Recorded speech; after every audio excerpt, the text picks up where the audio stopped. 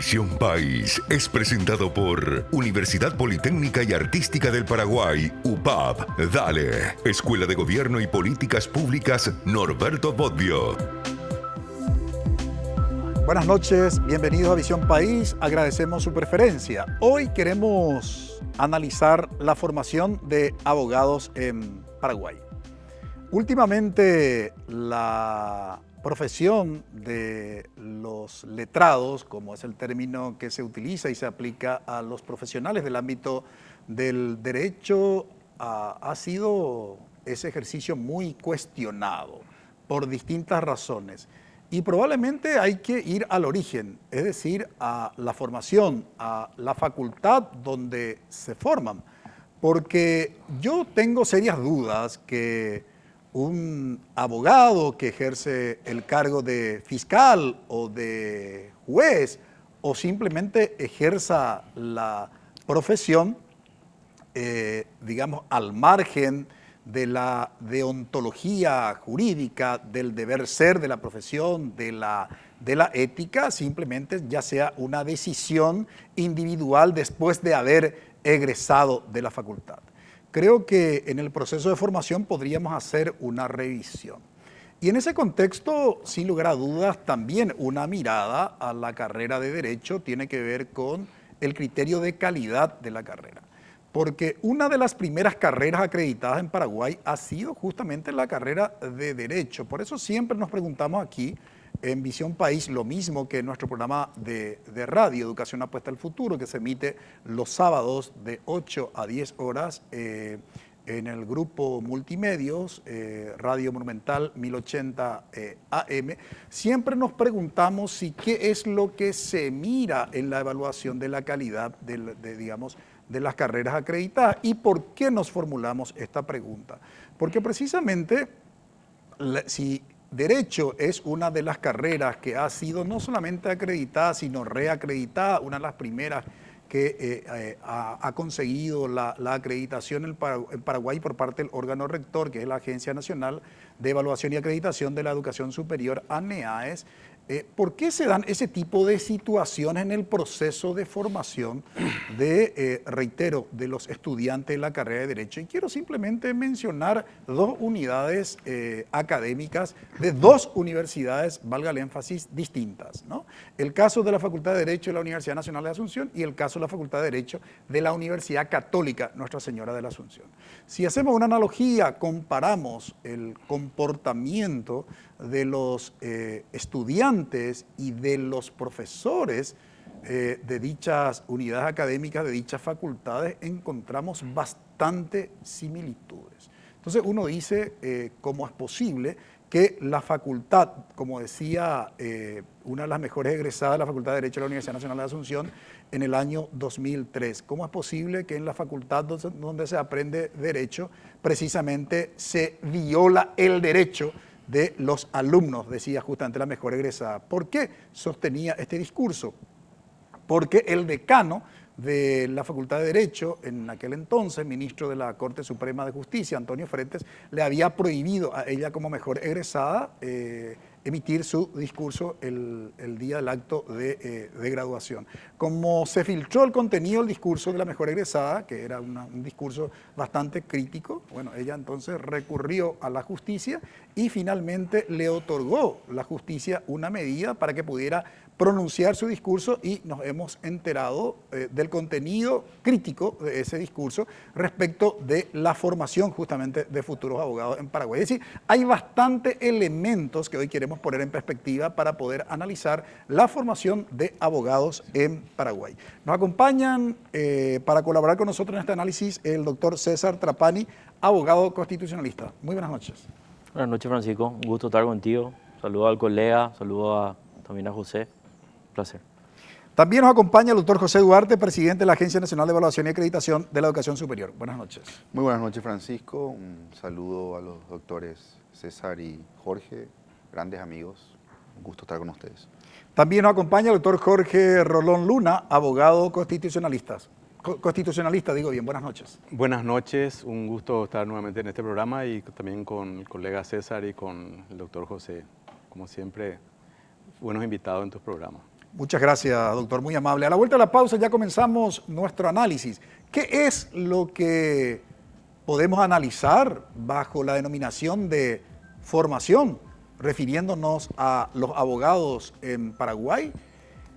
Las cuestiones de los criterios de calidad que se evalúan en el proceso de formación de abogados, hasta qué punto esos criterios de calidad puede mejorar, no solamente, y acá hay una cuestión muy importante que antes de ir a la pausa quiero poner en perspectiva.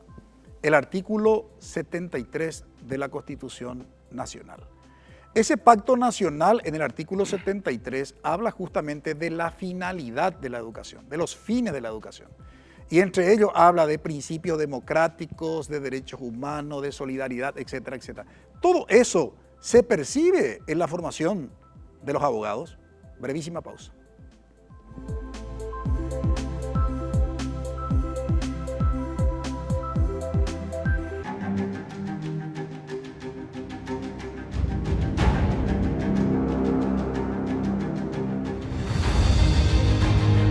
¿Vas a dejar que te quede grande? Inscríbete. Porque las noticias ocurren en todo el territorio nacional. Robert Figueredo y Diego Casal. Jubilación dorada. 93 parlamentarios podrían retirar 518 millones de guaraníes. Nos conectan tierra adentro con corresponsales en cada punto del país. En el departamento de Guairá, cañicultores protagonizaron una manifestación. Están sumamente descontentos. Desde el interior, lunes a viernes, 5 horas. NPI, donde la información nos conecta con la gente.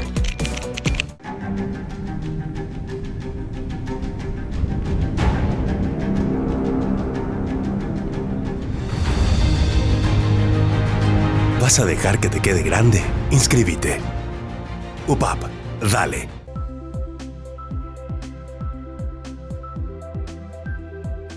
La formación de abogados en Paraguay nos remite a la creación de la Universidad Nacional de Asunción en 1889. Comienza a funcionar un año después, 1890, y una de las primeras carreras precisamente que se habilitó dentro de la Universidad Nacional de Asunción fue la carrera de Derecho, de la mano de un gran maestro español, Ramón Zubizarreta, que precisamente respondía a la corriente del krausismo español y en la que se formaron varios de los miembros que fue considerado después por Juan Emiliano Oleari como los novecentistas. Estamos hablando de gente que después le cupo desempeñarse como no solamente grandes intelectuales, sino también demostraron su saber, su sapiencia, su, digamos, formación intelectual en cargos del Estado, en la función pública y obviamente en el ámbito también cultural, no solamente de Paraguay, sino también del exterior. ¿Qué quiero decir con esto? Que obviamente cuando se inicia la carrera de Derecho en Paraguay, se hablaba de un nivel de formación, por cierto, nada que probablemente que envidiar cuando comparamos con otros países. Sin embargo, en estos últimos tiempos hay bastante cuestionamiento en relación con el tema de la formación de abogados en Paraguay. ¿Qué se podría señalar como uno de los primeros cuestionamientos, César, a la formación hoy de futuros abogados? Bueno, pensaba yo, Francisco, cuando nos hacías esta interesantísima invitación de hablar de la formación, de la enseñanza del derecho, por dónde empezar. Y yo creería, me interesa señalar algunos elementos más de orden general, estructurales, creo yo, que me parece que conspiran contra la formación de una práctica jurídica robusta, ¿verdad? El derecho es una práctica social colectiva, ¿no? El derecho no solamente es la ley, sino que también es la interpretación y la aplicación de la ley, de las normas establecidas en la ley y cómo nos sentimos obligadas por ellas. Para eso el derecho tiene que tener integridad. El derecho tenemos que asignarle partes, tenemos que poder identificarlo, tenemos que saber de qué va el derecho. partimos de ciertos compromisos políticos que normalmente radican en la Constitución, que son los grandes lineamientos sobre cómo escribir la novela, y vamos formando juntos el derecho. Evidentemente, la generación que viene no puede escribir su capítulo dándole la espalda completamente a la generación anterior, o si no, no se entendería, digamos, estaría reseteando la práctica de un momento. Creo que hay un tema que tenemos que reconocer, y es las dificultades que traen la tradición jurídica de la que somos parte. Me refiero a la tradición jurídica civilista, continental, románica, codificadora francesa, como se le quiera llamar, ¿no? Que tiene dos grandes presupuestos, y es que el legislador anticipa todas las posibles circunstancias y le prevé consecuencias en la ley, y que las interpretaciones, o digamos, las valoraciones de la ley no son necesarias, que los abogados son simplemente mecánicos, técnicos, formalistas, lógicos, que lo que hacen es aplicar la letra de la ley. Esto todo tiene una aplicación histórica, pues, no creo que no hace sentido hablar, pero ¿cuál es, me parece, digamos, una de las consecuencias que trae esto en términos luego de formación?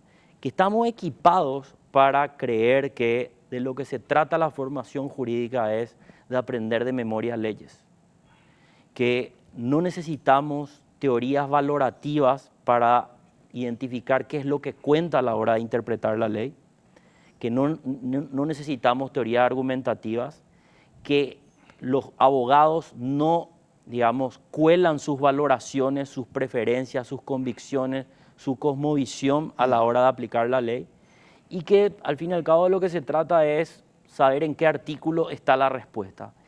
Y eso, digamos, luego todos sabemos que eso no es así, digamos, el derecho está hecho del lenguaje y ahí hay varios significados, y la práctica jurídica es adjudicarle significado a la ley.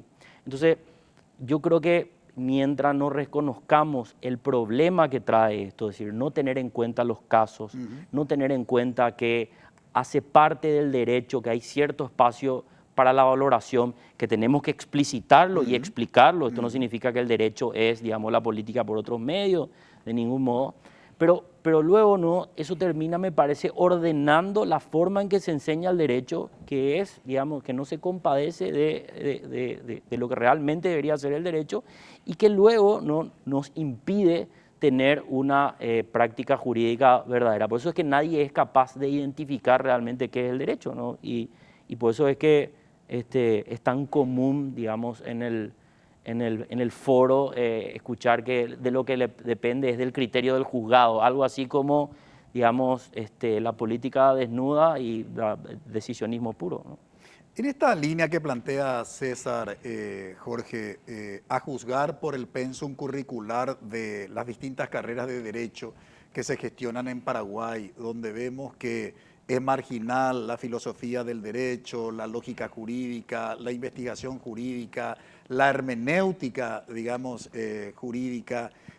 Uno se pregunta, reitero, en el contexto de lo que planteaba justamente César, se estudia el derecho, y algunos incluso hasta el concepto vulgo respecto a la carrera, que dice, no, y esa es una carrera leída nomás, ¿no? O sea, el tema de vos tenés que leer nomás, ¿verdad? Y nada más, o sea, como si no requiriera, digamos, de alguna capacidad intelectual, de alguna dedicación seria, como si dentro de la formación de los abogados la ciencia jurídica no tuviera, digamos, cabida. Bueno, es una pregunta que abre muchos senderos. Sí, voy a ver cuál elijo, porque realmente tocaste cuestiones que hacen a la problemática de la enseñanza y del ejercicio del derecho en nuestro país. Y ahí uno piensa en el modelo de abogado realmente existente en nuestro país, que, complementando lo que decía César, no necesita problematizar el derecho. No necesita siquiera conocer los conceptos teóricos fundamentales del ordenamiento jurídico, o sea, leer teoría general del derecho. Y ahí abro paréntesis para una anécdota. Cuando estudié Derecho, un famoso jurista paraguayo, fue constituyente, fue ministro de la Corte Suprema de Justicia, era profesor de Filosofía del Derecho. Nunca fue a dar clases. Yo nunca di clase de Filosofía del Derecho en todo el quinto curso en Derecho de la Universidad Nacional. Entonces, esa era una clase a la que uno diría es lo más importante porque nos permite comprender cuál es el sustrato teleológico, filosófico, ideológico de nuestra profesión para después aplicarlo en la práctica. Entonces, cuando no te enseñan esas cosas, vos te volvés alguien que simplemente hace lo que el resto del sistema hace, ni siquiera va a clase, no, de eso no se habla porque no es importante y después hay que repetir contenidos dados.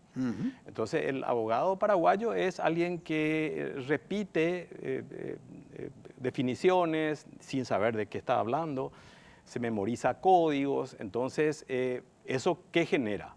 Genera un abogado que es incapaz de criticar el sistema jurídico existente en su país porque no lo comprende, es incapaz de analizar el derecho desde ciertas categorías como justicia, por ejemplo, o decir, este sistema jurídico que tenemos, ¿a quién favorece? Es el derecho, finalmente, la expresión de relaciones de poder y el poder de quién. ¿Esta norma es justa o injusta? Ese tipo de reflexiones uno no aprende en la Facultad de Derecho, pero siguiendo lo que dice César, tampoco las necesita. Porque uno que también ejerce la profesión y que plantea casos ante tribunales, se toma el trabajo de hacer una fundamentación en la que trata de explicar el caso, cuál es la norma aplicable, por qué esa norma es aplicable a este caso, etcétera, etcétera. Y cuál es el resultado. Y me ha pasado esta semana, en una semana 2 veces, digamos, sentencias que carecen de fundamento. Y cuando uno le dice al Tribunal de Apelación, esta sentencia ni siquiera está fundamentada, no se expresa con respecto a los puntos que uno puso, el tribunal vuelve a repetir lo mismo que repitió el juzgado de primera instancia. Y uno se pregunta ahí, ¿es simplemente un guiño al poder? Porque es un caso en el que el poder está involucrado, el poder real en Paraguay, o es simplemente incapacidad de comprender que en ciertos momentos, por ejemplo, están en juego derechos fundamentales. Y que los derechos fundamentales muchas veces están escritos, pero muchas veces también son parte de la necesidad de valorar un caso determinado donde los derechos fundamentales planean por sobre toda la discusión de ese conflicto. Bueno, este tipo de discusiones no se dan en la facultad, en las facultades, no se dan en la comunidad de abogados, los colegios de abogados acá en nuestro país. El más importante particularmente está hoy particularmente interesado en defender a los vinculados a la famosa mafia de los pagarés y en callar ante eso, esas estafas masivas, donde el propio sistema de justicia es parte. Y tampoco en otros ámbitos de la profesión donde deberían haber estas discusiones, ¿sí? Y después uno observa la partidización extrema y grosera de la Facultad de Derecho en donde cuando se está en campaña, la palabra campaña ya realmente no queda cuando se tienen que elegir miembros de un consejo directivo de una universidad, son cargos académicos. Uno de los contendores le dice a los otros, a sus ocasionales adversarios, los vamos a aplastar como cucarachas. Y uno escucha hablar a César, ¿sí?, de esos profundos conceptos jurídicos, y dice, ¿por qué no se discuten esas cosas? ¿Y por qué no se discute la situación real de la enseñanza de derecho en nuestro país? ¿Cómo eso impacta en la calidad de nuestros jueces, de nuestros fiscales? Y acá quiero cerrar esto, porque el impacto de la profesión de derecho en toda la institucionalidad paraguaya es muy grande. Hay un poder del Estado que en exclusividad reserva puestos de trabajo para los abogados. Todos los ministerios habidos y por haber tienen 1 o 2 o 3 o 10 asesores jurídicos. No es lo mismo con un veterinario, con un ingeniero agrónomo, etc. Y luego tenemos que los abogados naturalmente colonizamos otros saberes y ocupamos otros espacios. Voy a dar este ejemplo y me callo. La Escuela de Ciencia Política de la Universidad Nacional está ocupada por un abogado, no por un cientista político. Entonces, los abogados ocupan todos los lugares habidos y por haber, donde hay aire y se puede respirar, donde hay humedad suficiente para que haya algún tipo de vida. Ahí está un abogado, y va a estar un abogado mal formado, sin una mínima formación en valores éticos y desconocedor del derecho. Ahora, cuando hablamos de la calidad de la formación de los abogados, sin lugar a dudas pienso, por ejemplo, en lo que señalaban tanto César como Jorge, y sobre todo la puntualización en el tema de la institucionalidad. Obviamente la institucionalidad en gran medida, no únicamente, pero en gran medida pasa por las ciencias, obviamente por las ciencias jurídicas. Y si hay algo que condiciona el desarrollo de un país, tiene que ver con el concepto de la seguridad jurídica. Es decir, lo que permanentemente se viene señalando, ¿no? Que es imposible lograr el interés de inversores, no solamente extranjeros, sino también inversores nacionales, si no hay seguridad, digamos, seguridad jurídica. Y todo ello tiene que ver o está vinculado con la calidad de la formación. En ese contexto, José, la ANEAES, ¿cómo plantea la cuestión de la evaluación de la calidad de la carrera de Derecho? Bueno, en primer lugar, yo quiero hacer algunas consideraciones. ¿Cómo no? Me parece muy interesante la introducción a la problemática de la formación. Yo veo en lo que decían tanto Jorge como César una tensión entre competencias a ser adquiridas y grandes principios. Celebro que la filosofía tenga una centralidad, como déficit al menos. Ahora, yo quiero que no olvidemos que desde el inicio de nuestra gestión en la ANEAES, este año, en enero, la ANEAES hizo un cambio muy fuerte en su política de transparencia y de rendición de cuentas a la ciudadanía, no solamente porque hemos salido de una lógica del secretismo, del uso de supuestas cláusulas y apelaciones antojadizas de la autonomía universitaria para no publicitar un bien público como es el estado de la calidad de las carreras.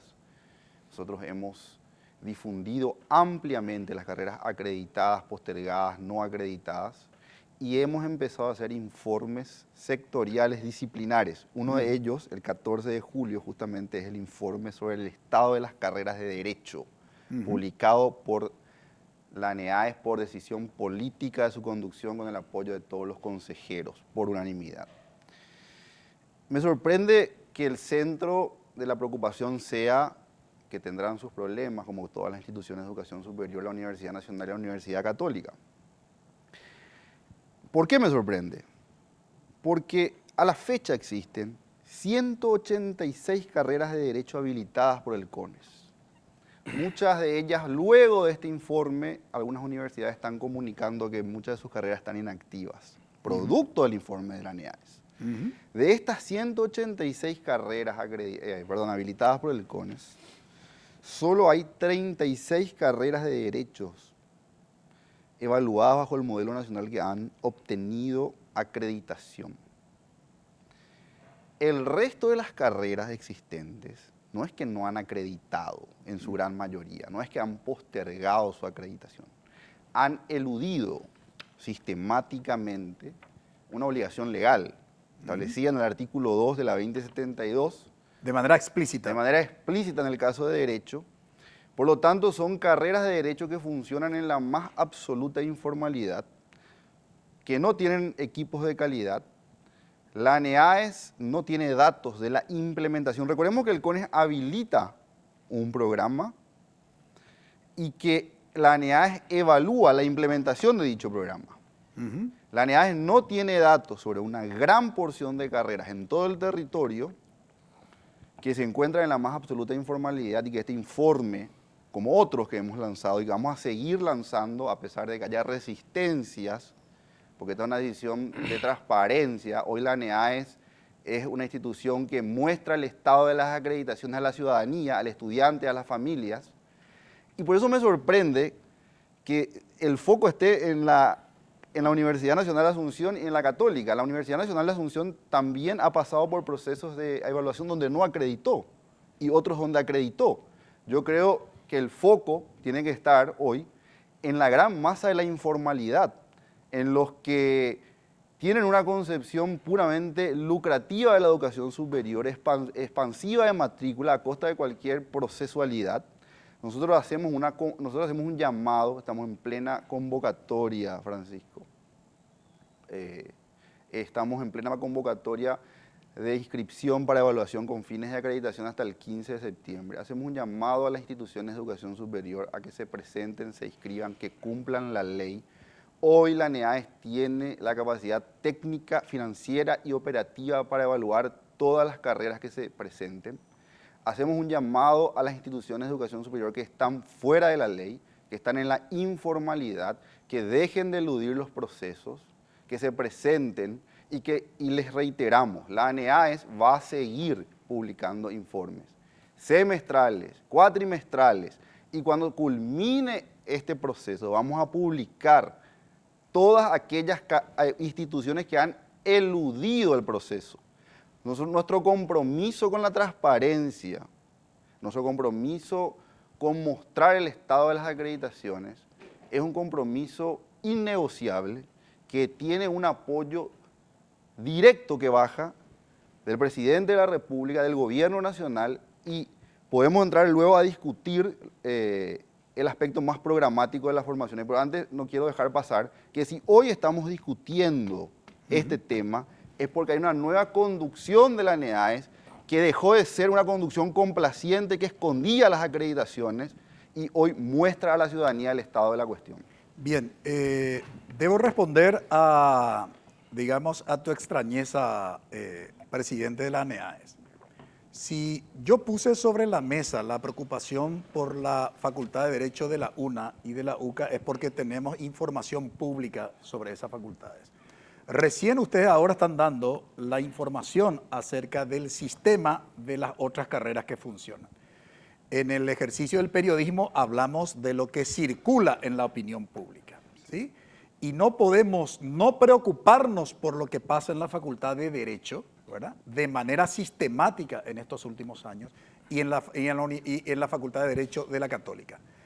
En el caso de la Católica, el decano violó absolutamente todas las exigencias para acceder a la titulación de doctor en Derecho.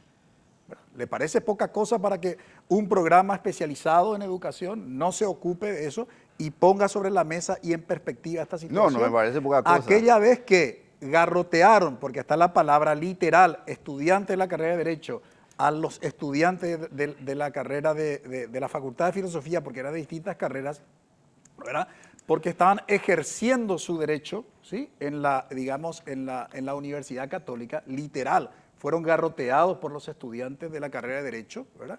El caso de la Universidad Nacional de Asunción, que tenemos un montón de ejemplos que citar, es lógico y normal que eso pongamos en perspectiva y que nuestra mirada se focalice en eso. Pero quiero volver sobre eso porque si me permitís brevemente, quiero contestar esto porque sí, yo no estoy acá para defender a ninguna institución en particular. No, lógico. Los colegas son egresados de la Universidad Nacional de Asunción. Yo creo que la Universidad Nacional de Asunción tiene una historia larga. Yo la respeto, debe tener momentos de mayor o menor relevancia.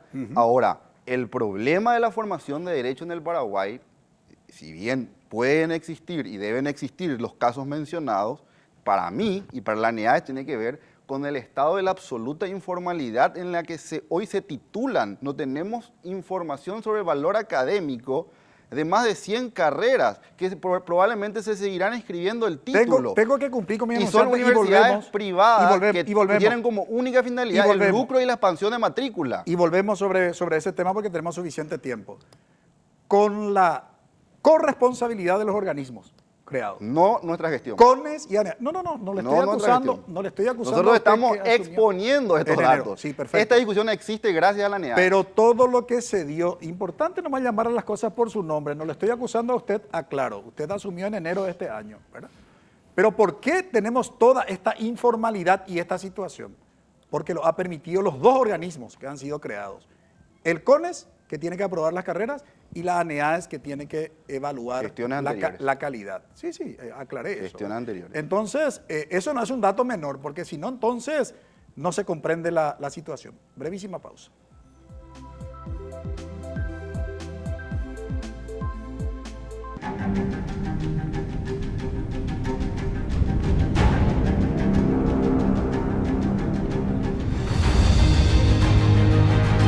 ¿Vas a dejar que te quede grande? Inscríbete. UPAP. Dale. NPI y la Fundación Santa Librada comprenden la importancia de mantenernos conectados a la fe. En el nombre del Padre, y del Hijo, y del Espíritu Santo. Amén. En este espacio de oración y recogimiento espiritual, iniciamos el día renovando el alma con la palabra del Señor. A nadie en el mundo llamen Padre porque no tienen sino uno, el Padre Celestial. Misa diaria en vivo, lunes a sábado, 6 horas, NPI, donde la información nos conecta con la gente.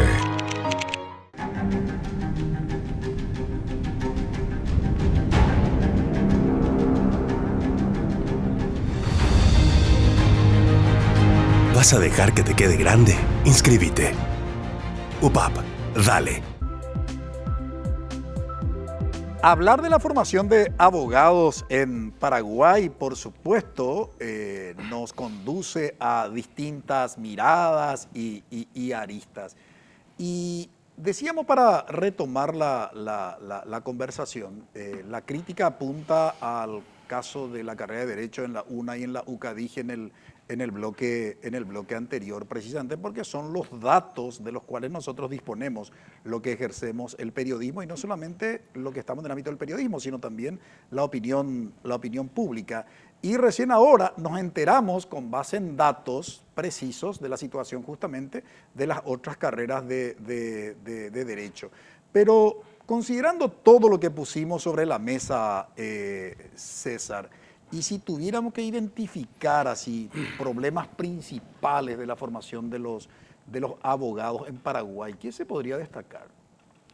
Bueno, decía hace rato que para mí hay que hacerse cargo de ciertos problemas que tienen que ver con los presupuestos, sobre lo que se mueve la tradición jurídica que tenemos. Digamos, para que no se malinterprete tampoco, no es que estoy pretendiendo desterrar la tradición civil y migrar hacia otro tipo de familia jurídica. Algunos sistemas jurídicos han intentado resolver este problema de la integridad del derecho, por ejemplo, dándole valor a los precedentes, digamos, para que los precedentes hagan parte, ¿no?, hagan parte autoritativamente, ¿no?, de la composición del derecho. Eso no significa que sin ello, sin autoridad, los precedentes no deberían ser considerados. A nadie no se le ocurriría, por ejemplo, en Argentina, pensar cómo se interpreta el artículo 19 de la Constitución y la autonomía individual sin empezar por los fallos de la Corte, digamos, que se han pronunciado al respecto y que de alguna manera muestran la tradición liberal interpretativa sobre la materia, ¿no? Entonces, hay algo que hacer acá de nuevo, con hacerse cargo de los presupuestos sobre lo que trabaja nuestra tradición jurídica y cómo podemos darle al derecho esa verdadera integridad. Dicho eso, aparte de esto, me gustaría agregar algunas cosas. En la Facultad de Derecho, entre otras cosas, se enseña a ser abogado, a llevar casos, ¿no? Y justamente, entre otras cosas, también por este problema de que entendemos que es el derecho, que es la ley nomás, en la Facultad de Derecho no se enseñan destrezas profesionales que tienen que ver con el ejercicio de la abogacía. No se enseña cómo argumentar, cómo se prueba un hecho, cómo interrogar, ¿no?, cómo se entrevista, y este tipo de cosas son fundamentales, ¿no? En la Facultad de Derecho, escuetamente, digamos, uno se empapa de cómo se manejan los hechos, algo que es radicalmente importante. Digamos, si uno piensa cómo suelen, a los que han tenido la mala experiencia de pasar por tribunales como usuarios y han tenido que ir, por ejemplo, lastimosamente a una audiencia de imposición de medidas cautelares, el ABC del sistema penal, donde se decide al comienzo del proceso si vas a estar adentro o afuera durante la investigación. Son unas audiencias en las que nadie se ocupa de los hechos. En esa audiencia se tiene que definir sobre todo, ¿no?, si es que hay peligro de fuga y peligro de obstrucción a la investigación. La gente los profesionales, ¿no?, deberían ir ahí a hacer ¿qué cosa? A llevar hechos, a decir por qué hay peligro de obstrucción a la investigación, por qué hay peligro de fuga. ¿De qué se suelen tratar ese tipo de audiencias?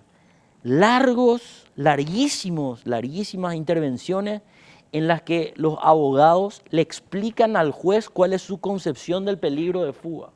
¿Qué escribió fulanito de tal sobre el artículo tal del código? Digamos, como si fuese que es una especie de karaoke de la glosa, ¿no? Entonces, a eso se dedican. ¿Por qué? Porque no están entrenados, no están equipados con destrezas profesionales para administrar los hechos.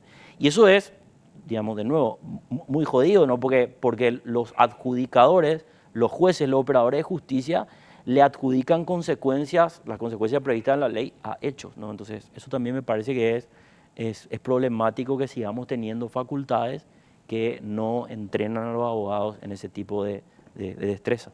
Jorge, tan prostituida está la carrera de Derecho y en estos últimos tiempos incluso personas que ocupan cargos electivos nacionales, un senador nacional, un diputado nacional, portador de títulos de abogado, sin embargo con serias sospechas, dudas y cuestionamientos que hayan cursado. O sea, si nosotros estamos cuestionando, digamos, la formación de aquellos que estuvieron 5 o 6 años, porque hay diferencia de repente entre una universidad y otra, en alguna de 5, en otras 6. Sin embargo, en estos últimos tiempos estamos hablando de 2 ciudadanos que no solamente hay dudas en relación del título que portan, sino el cargo que han ocupado en el contexto de lo que implica el ejercicio del derecho.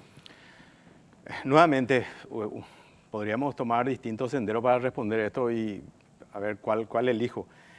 Porque ahí hay una cuestión también que tiene que ver con la complicidad política de quienes ocupan esos cargos colegiados que aceptan acríticamente a estas personas, a quienes las promueven, etcétera, etcétera.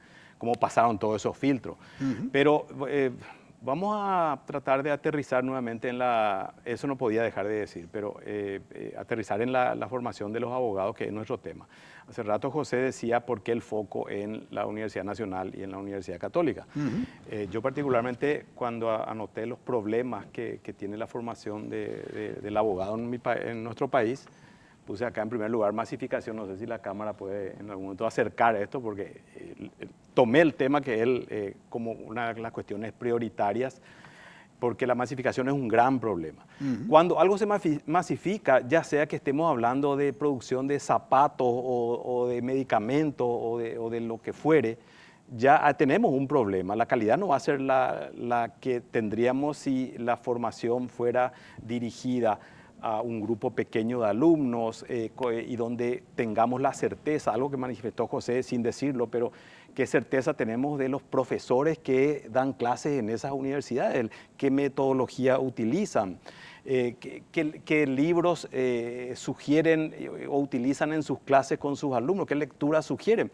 O sea, es un problema mucho más amplio. Yo sí creo que es importante hacer foco en la Universidad Nacional y en la Católica, porque entiendo que el 99% de los fiscales, los jueces, los asesores jurídicos de las distintas dependencias estatales vienen de esa universidad. Entonces, no es un detalle menor ese. Entonces, hay que hacer foco, pero después están los piratas de esas 170 universidades que restan, y lo digo con conocimiento de causa. Hace 14 años doy clase en la escuela judicial, he recorrido todo el país dando clases, no hay prácticamente capital departamental en la que yo no haya estado dando clases, y disculpen la autorreferencia, pero uno ahí ve con sus propios ojos, entra en contacto directo con la pésima formación de nuestros abogados, que desconocen conceptos básicos. Entonces uno no puede discutir un caso, el case method que le llaman, que se utiliza en la Universidad Norteamericana, que acá no se hacen discusión de casos, no se hacen clínicas legales donde se llevan casos reales con ayuda de profesores, etcétera. Esas cosas no se hacen en Paraguay porque desconocen conceptos básicos. Entonces uno le tiene que explicar al alumno la diferencia entre derecho público y derecho privado, o explicarle que existen convenios internacionales en materia de derechos humanos en los cuales hay un nuevo sujeto del derecho internacional que históricamente reguló las relaciones entre los estados y que hoy tiene a los individuos como sujetos de ese nuevo derecho, y donde los estados están obligados a respetar sus derechos, pero dentro de un sistema internacional que les puede pedir explicaciones. Ese tipo de cosas hay gente que las escucha por primera vez en su vida, y estamos hablando de que he tenido alumnos que ya eran defensores públicos, ya eran fiscales, querían ser jueces y tenían esos desconocimientos básicos.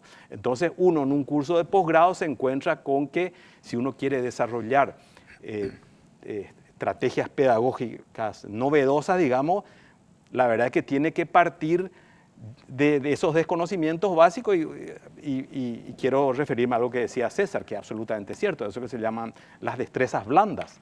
No nos enseñaron a argumentar, no nos enseñaron redacción jurídica, que no es cualquier redacción, no nos enseñaron a litigar oralmente, no nos enseñaron a hablar en castellano apropiadamente o en guaraní, porque este es un país bilingüe. Entonces, cuando uno tiene esos problemas que se arrastran de la educación primaria, la educación secundaria, la pésima formación que se da, sobre todo en estas universidades que son fábricas de abogados, que son fábricas de piratas realmente, sin mínimos conocimientos, y el resultado del sistema de justicia que tenemos. Porque esto ¿en dónde impacta? Impacta en la institucionalidad donde los abogados tienen trabajo asegurado, tienen un poder del Estado capturado por la profesión, por nuestra profesión, por mi profesión. Admito, soy parte de ese problema. Nosotros tenemos que el Poder Judicial, que tiene decenas de miles de funcionarios, el 99% tienen que ser abogados. Habrá alguno administrativo, alguno que tiene alguna otra especialidad, algún psiquiatra forense que por ahí escapa a eso, pero está copado por estos abogados mal formados. Entonces, carecemos de destrezas blandas. Algo que me enseñó un profesor cuando me tocó estudiar afuera en una oportunidad es que me llamó la atención porque nunca había escuchado hablar de esa mirada acerca de la carrera de Derecho, de la profesión de abogado, que nosotros no estudiamos la teoría del conflicto. ¿De qué vivimos los abogados? Yo ahí descubrí que el abogado vivía de la conflictividad social, que puede ser civil, comercial, penal, etcétera, y no nos enseñan a abordar el conflicto desde la perspectiva teórica. No tenemos idea del campo en el que aplicamos nuestra profesión. Entonces, pedirnos otras cosas más complejas ya nos da la pauta de cómo nuestra formación de base es muy deficiente. Y yo no veo que esto se vaya a resolver simplemente con acreditación de carrera, pero de hecho José lo dice, lo que hace la ANEAE en todo caso es decir, bueno, esto está más o menos bien de acuerdo con las normas vigentes con respecto a acreditación, pero lo que hay adentro de la empanada no sabemos. El relleno de la empanada, los profesores, la estrategia pedagógica, los exámenes.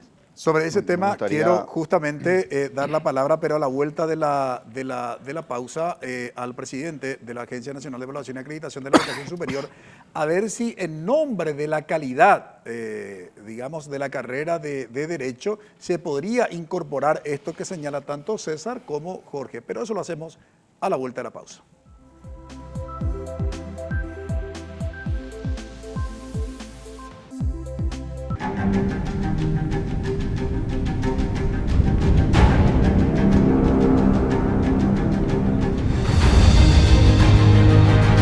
¿Vas a dejar que te quede grande? Inscríbete. UPAP, dale. El LPI, Fito Cabral y Gabriela Sosa. Una situación de inseguridad, un hecho de hurto que ocurrió en una escuela. Te mantienen al tanto de los sucesos más importantes. En el Buen Pastor encontraron celdas VIPs individuales, celdas con despensas, duchas, cocina, televisor, aire acondicionado, bici cooler, una tina, ahí sí había una tina. La información más completa te espera en LPI Ahora. Lunes a viernes, 13 horas, LPI, donde la información nos conecta con la gente.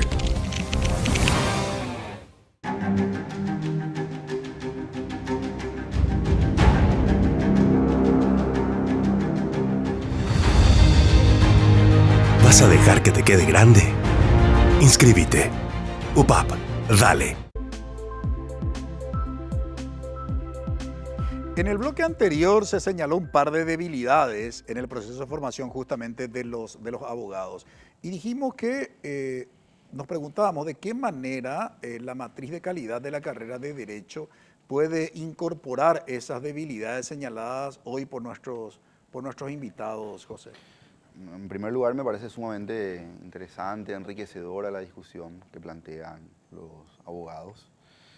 Sobre todo porque está en juego este concepto tan central hoy en la discusión pedagógica a nivel internacional, que es el enfoque por competencias, ¿verdad? Y ir saliendo producto de las dinámicas mismas de la sociedad, el mercado y su complejidad, de metodologías de enseñanza y aprendizaje orientadas más a objetivos o asimilación de simples contenidos, ¿verdad? Cuestiones que hoy se discuten en educación superior y que tienen que ver con estudios de caso, con adquisición de habilidades y destrezas, como bien acá lo explicaban, Son cuestiones que se están discutiendo hoy en Paraguay, por ejemplo, en un programa que se llama Modespar, la modernización de la educación superior, donde está la ANEADES como socia, un programa de cooperación con la Unión Europea.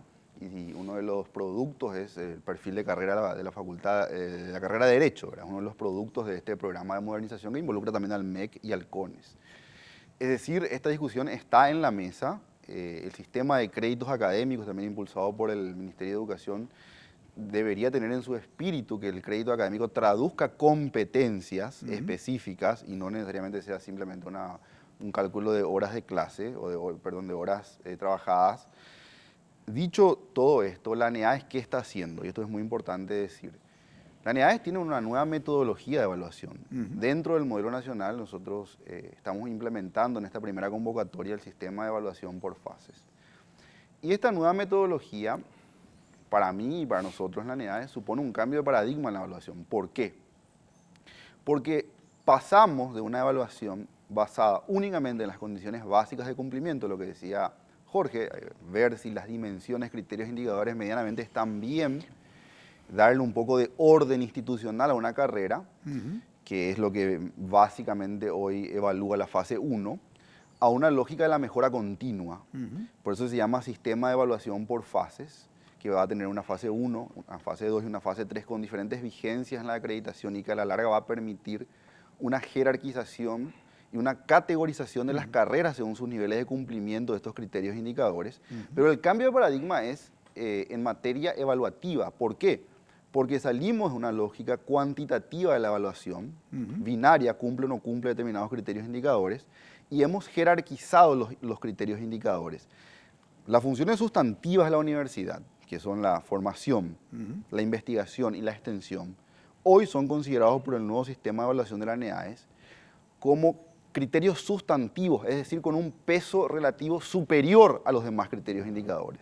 Después existen criterios relevantes que complementan esto y después existen criterios complementarios que sirven para definir la identidad de cada institución de educación superior. Pero cada uno tiene un peso relativamente diferente según su importancia, dando mayor peso a las funciones sustantivas de las instituciones de educación superior. Esto hace que hoy la ANEADES tenga un tipo de abordaje más reflexivo, cualitativo y que esté lejos de exigir únicamente condiciones básicas. El sistema de evaluación por fases es levantar la vara por un lado, pero también es estimular y incentivar a la formalización. Nosotros queremos una masiva presentación al proceso vigente en fase 1, porque ahí vamos a empezar a meter dentro del sistema a todas estas carreras que hoy están en la informalidad. Yo creo que hay que entender esta cuestión también en términos de procesos históricos. Nosotros tenemos una historia muy particular de la educación superior. Hasta 1960 en el Paraguay solo había una universidad. En la época colonial, en países vecinos ya existía la Universidad de San Marcos, la Universidad Nacional de Córdoba y otras. Como bien dijo Jorge, en la década del 90 se produce una masificación en detrimento de la calidad, dicho sea de paso, propuesta, y perdonen la chicana si les parece una chicana, pero la ley Marcos, propuesta por el Partido Liberal Radical Auténtico, jugó un rol fundamental y apoyada por todo el cuerpo legislativo. ¿Dónde están Partido Colorado y otro partido de oposición? Producto también del cambio de Constitución de la 92 que transfirió la facultad del Poder Ejecutivo al Poder Legislativo, porque las universidades se crean por ley. Pero permitime, sí, entonces, un ratito permitime como conductor, porque si no hay imprecisiones, ¿verdad? La ley Marcos es una propuesta del Partido Liberal, que fue la que flexibilizó enormemente y dio lugar a esto. No, quiero por favor, para aclarar, porque en este programa nosotros hacemos análisis de carácter técnico y cuando hay mención histórico también, ¿verdad?, de partidos políticos, cuando hay mención de partidos políticos nos vemos obligados siempre a deslindar responsabilidades. El Congreso Nacional está configurado por distintos partidos políticos. Aparte del Partido Liberal Radical Auténtico, digamos, está también configurado por el Partido Colorado y otros partidos de oposición, ¿sí? En una ley se conforme al diseño constitucional, ¿verdad?, para que se pueda sancionar una ley por ambas cámaras del Congreso, ¿verdad?, tuvo mayoría, y no lo estoy defendiendo a Juan Manuel Marcos, sino en honor de la veracidad de los hechos, y como soy un investigador y académico del ámbito de la educación superior, hablo de las cosas que sé, ¿verdad? Entonces, atribuir a un partido político. No, yo no hice eso. Porque hay referente al Partido Colorado, según el diario de sesiones de la Cámara de Senadores y de la Cámara de Diputados, donde se trató esa modificación de la ley, ¿verdad? Hay referentes del Partido Colorado que sostuvieron, ¿verdad? Según el diario de sesiones, donde se trató el tema, que fundamentaron desde la perspectiva constitucional y legal por qué se tenía que modificar. Entonces, atribuir hoy, digamos, a un partido o a un legislador sería una irresponsabilidad. Yo no atribuí, ¿no? Pero hay que comprender los procesos históricos de manera no maniquea. Sí, fue un pacto social pero no que tiene su base en la transferencia y la facultad de habilitar universidades. Un académico, no del poder ejecutivo al poder legislativo. Sí, pero no podemos utilizar como académico y presidente de la ANEAL mencionando a un partido, hacer un análisis más técnico. No, fue un pacto social que incluyó a todos los sectores. Claro. Hago notar nomás el papel protagónico que jugó un determinado partido en ese momento. Entonces, lo que nosotros estamos haciendo, retomando esto, es plantear un modelo que pasa de la evaluación de condiciones básicas y mínimas a un proceso de mejora continua. Y esto es un cambio de paradigma. Es un cambio de paradigma porque categorizamos de manera diferente y lo que yo quería, termino con esto, este proceso de masificación del que habla Jorge, es un proceso por el que pasamos de una educación quizás de mayor calidad para pocos, centrado en Asunción, en la antigua Universidad Nacional, a un proceso de expansión, de mayor demanda por educación superior, de la que fueron partes todos, ¿verdad? Esto no es algo de lo que podemos desresponsabilizarnos como sociedad. Por eso señalaba este hecho, no para atribuir a un partido, sino para mostrar el profundo consenso social y político que hubo en la decisión de desregular la educación superior y habilitar la posibilidad de que tengamos esta situación donde hay carreras que están en la más absoluta informalidad.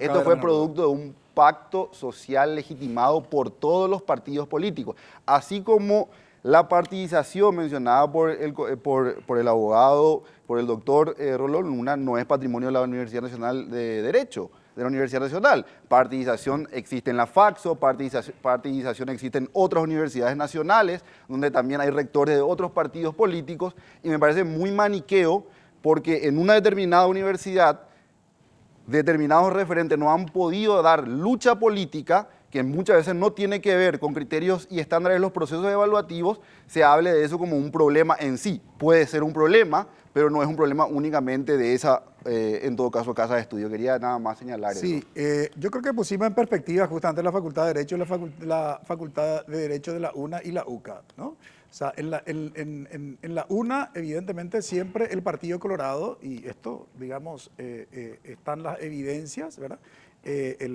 Digamos, fue cooptado por el Partido Colorado, y en el caso de la Facultad de Derecho de la Universidad Católica fue cooptado por la oposición. O sea, esto es una realidad que no podemos bajo ningún punto de vista negar. Lastimosamente me quedan 2 minutos de tiempo, pero quiero poner en perspectiva lo siguiente en relación con todo lo que pusiste, José, sobre la mesa.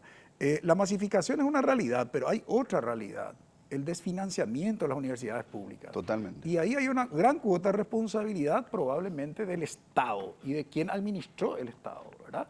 O sea, si vamos a enumerar las cosas, hay demasiadas cuestiones que tenemos que enumerar, ¿verdad? Y no se trata de tirar al frente a un partido político o no, sino se trata de, yo no hice como eso. Estado... Es que yo no te estoy diciendo que vos dijiste, lo que estoy diciendo es de poner en perspectiva nuestra responsabilidad ciudadana y la responsabilidad del Estado. Me queda 1 minuto y medio, por lo menos 30 segundos le voy a dar para que se despidan mis otros invitados. César, ¿una reflexión final? No, cierro, me queda una cosa, decía Jorge, ¿no? Que nos enseña método de caso. Eso me parece que es un síntoma más de que supuestamente las valoraciones no importan, que todas las respuestas están en la ley, digamos que de lo que se trata es de saber de memoria los códigos. Vos empezabas haciendo una mención a un artículo de la Constitución, ¿no? El programa. Sí. Y no nos llama la atención de que la Constitución no sea realmente constitutiva de nuestra práctica jurídica, que, digamos, me gusta decir la doctrina Cintia Tarragó, cuando se discutía la ley de acceso a la información pública, ella decía, no es necesario reglamentar porque ya está ahí en la Constitución. No nos llama la atención que la Constitución, digamos, que está cargada de valores, nos haya desarrollado legislativamente. Entre otras cosas, de nuevo, eso tiene que ver porque, digamos, nuestro sistema jurídico nos equipa para entender que el derecho únicamente se tratan de los códigos. Eso. 30 segundos, Jorge. 30 segundos. Voy a recoger el guante que me pasó, José, porque también vos planteaste el énfasis en estas dos universidades. Y si la Universidad Católica es, digamos, un lugar donde predominan docentes o profesores, o la comunidad académica es más opositora o liberal, como se solía decir, la Universidad Nacional de Asunción es un feudo de la ANR. Y llegó al colmo que el decano de Derecho hace menos de 10 días fue y le besó el anillo al presidente del partido. Y sabemos quién es el presidente del partido, más allá de que es la autoridad formal del partido de gobierno. Y esas son cosas imposibles de justificar, José, en una universidad que se paga con el impuesto que pagamos todos los paraguayos. Porque la Universidad Católica puede hacer lo que quiera, la Universidad del Salitre puede hacer lo que quiera, pero la Universidad Nacional no puede ser el feudo de un partido político en donde el decano va y le besa el anillo a Horacio Es Cartes. que la partidización está mal cuando es el Partido Colorado el que No, predomina. es una no universidad como en otras pública. universidades como la Faxo, donde predomina la Pero izquierda no estamos- y la no partidización es estamos hablando, correcta, es pues, signo de activismo, de cuando- militancia, de pensamiento crítico. Yo le sugiero a él que haga un capítulo sobre la facultad de ciencias cuando la sociales. potencia política para Ahí yo no disputar al vengo. Partido Colorado Yo no está sé. mal. La Yo- partidización es un Yo horror. vengo a hablar Pero de en la Facultad Faxo, de que es un Derecho, feudo, José. Yo Javier, vengo a hablar sí. de Facultad de Derecho, no sé lo que pasa en Faxo. Bueno, No sé. la partidización Que- descrita bueno, de manera veamos, estamos maniquea. hablando de derecho hoy. Vamos a tratar ese tema. Y de arquitectura también podemos hablar, ¿no? Yo soy partidización. docente de la Faxo. Sí, de partidización de las universidades públicas en Paraguay. Tomo nota, ¿sí? Y vamos a estar teniéndola a ustedes para analizar exclusivamente ese tema. Muchas gracias. Muchísimas gracias por colaborar con nosotros en el análisis. Brevísima pausa, a la vuelta presentamos nuestra conclusión. Gracias, querido.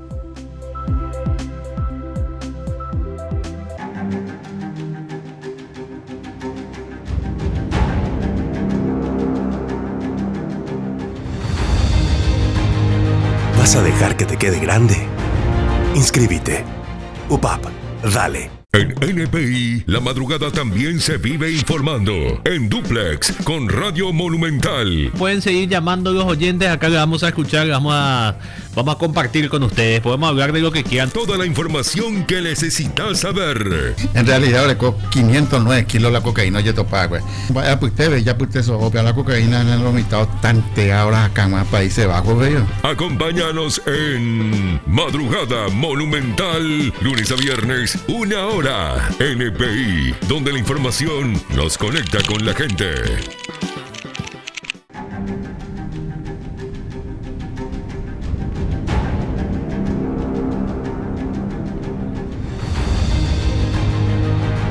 ¿Vas a dejar que te quede grande? Inscríbete. UPAP, dale. La formación de abogados en Paraguay ha sido el tema de análisis. Obviamente se han identificado un par de debilidades.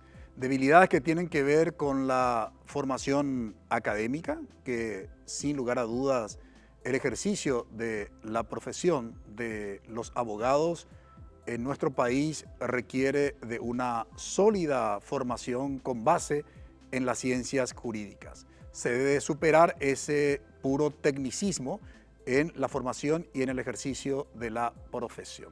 Pero no solamente cuando hablamos de la formación de los abogados identificamos como una debilidad lo que refiere a la dimensión académica, sino también la injerencia justamente de los partidos políticos en ese proceso de formación. Y esto obviamente es un gran desafío que se debe superar, sobre todo porque esto que aprenden los estudiantes en su proceso de formación después se ven reflejados justamente en uno de los poderes del Estado. Ese poder del Estado es justamente el poder judicial. Ojalá que de alguna manera con la matriz de la calidad de la carrera de Derecho algo se pueda reordenar en este proceso de formación de futuros abogados en Paraguay. Agradecemos su preferencia, que todos tengan un buen inicio de semana. Buenas noches.